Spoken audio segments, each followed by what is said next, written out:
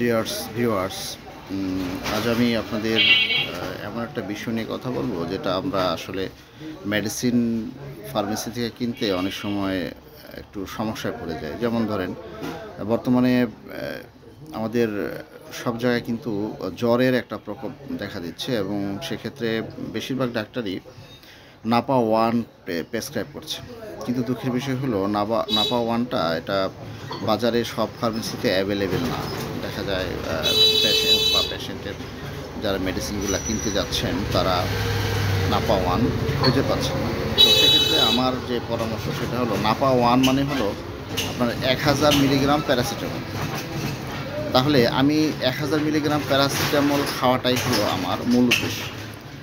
তো সেক্ষেত্রে আমি নাপা 500 মিলিগ্রাম ট্যাবলেট যদি পাই, তাহলে এই দুটো ট্যাবলেট যদি একসাথে খাই তাহলে 500 প্লাস 500 আমি কিন্তু 1000 মিলিগ্রাম প্যারাসিটামলই খেলাম।